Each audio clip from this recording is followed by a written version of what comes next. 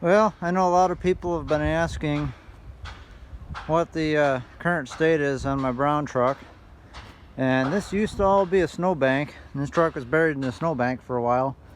But now that the weather is nice and the ground is drying up and getting solid again, I finally have the truck up on jack stands, and I'm just about ready to cut the U-bolts, pull the rear end out.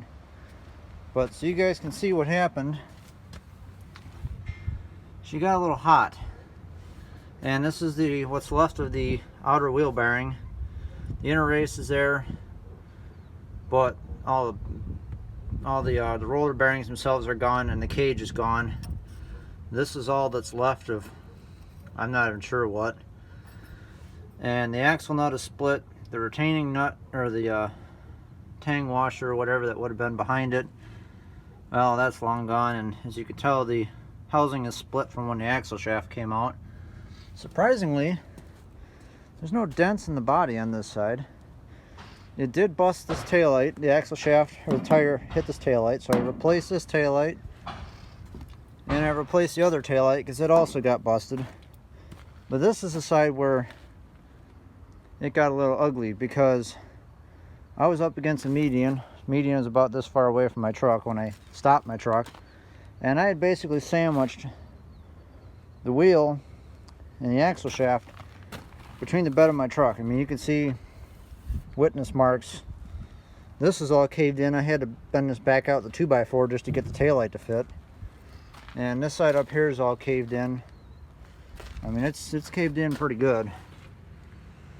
I don't know if the video is really gonna show it too well, but so yeah, I've got a little bit of body work left to do on it, but about to fire up the generator, let it run a little bit, and use the angle grinder, because I don't have a battery operated one, and we don't have one down here at work either. So that being said, I'm gonna get to it.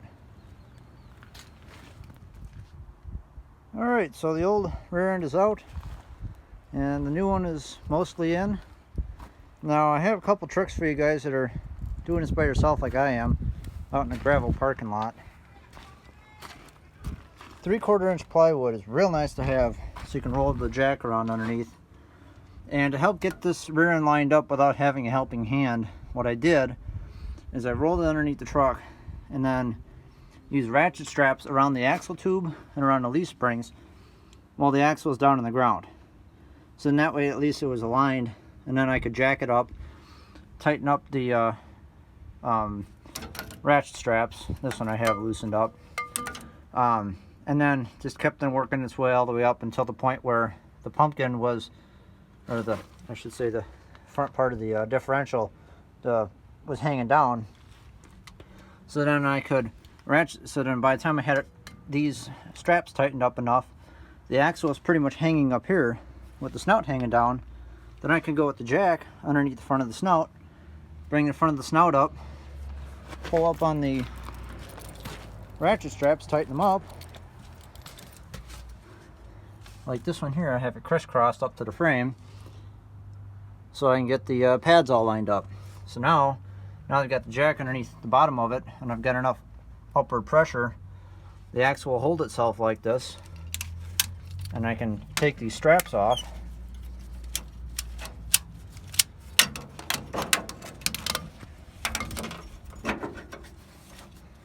And once you get the straps off,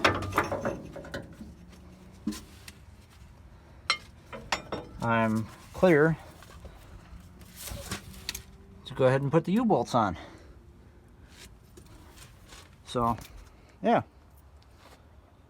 I'll keep you guys going from here, and we'll see how far we get. I don't have the nut to undo the bearings. I don't have the right socket to undo that lock nut, so I'm not going to be pulling the axle shafts out and doing the brakes quite yet, because I do have in the truck a set of 1-ton brake pads. For those that are not familiar with these 3/4 ton and 1-ton Dodge trucks, 3/4 ton trucks have narrow pads, and these are 1-ton brake. Actually, these are shoes, not pads. But you can see the difference between 3/4 ton and a 1 ton. And the only difference between the rear ends is these brake shoes. Because these brake shoes will still fit perfect. And they actually use up the whole drum versus just a portion of it. And so these pads are roughly about a 1/2 inch wider. And there's also larger diameter wheel cylinders as well. So other than these shoes being wider and bigger wheel cylinders, that's the only difference between a 3/4 ton and 1 ton, other than the fact that the 1 ton has another leaf spring or two. But if you want better braking power in a 3/4 ton, upgrade to 1 ton brakes. And for those that are interested,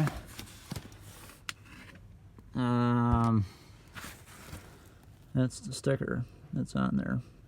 These are Duralast from AutoZone. And I have new U-bolts. These U-bolts are kind of hard to find because they have the flat top to them. But these came from Husky Springs. Hence the label on there. There we go. Husky Springs Suspension Specialists. I ordered these through O'Reilly's. So that's that, and I'm going to continue working on. For the first time in about 2 months, truck's finally on all 4 wheels again. 4 wheels that won't fall off. So that's good. And the rear end I bought is definitely the right rear end. Spacing in the back is perfect. The leaf springs lined up perfectly with the perches. Because the guy that had the rear end for sale said that it was a dually rear end. And what told me it wasn't was these perches were really close to the backing plates. If it was a dually, this backing plate would be like all the way out here. The axles are wider in a dually. So that was the first telltale sign. The second one was that the lug studs are smaller in diameter. They're 1/2 inch studs, they're not 5/8. So that's a good thing. And I'm at that point now where once I get the brake parts in from the auto parts store, I will be able to pull the wheels off for hopefully the last time in a while, pull the drums off, pull the axles out, do the brakes, and then I should at least be able to drive the truck until I get a 5-speed put in it. Hard part's done. The pedals are in it. Okay, not really. That's probably one of the easier things to do, but those are already in the truck for quite a while. So, yep, in due time this thing will be rolling around with a 5-speed and no longer an automatic. Should allow me a little higher top speed than 80 some miles an hour. Actually not even 80, it's like 72. But the new rear end has a shorter gear than the old one, so my top speed would be lower in the truck with an automatic, so definitely need overdrive. But I'm just happy to have this thing on 4 wheels again. Looks way better than sitting on jack stands or seeing the brake drums sitting on the gravel. So, till then, talk to you all later.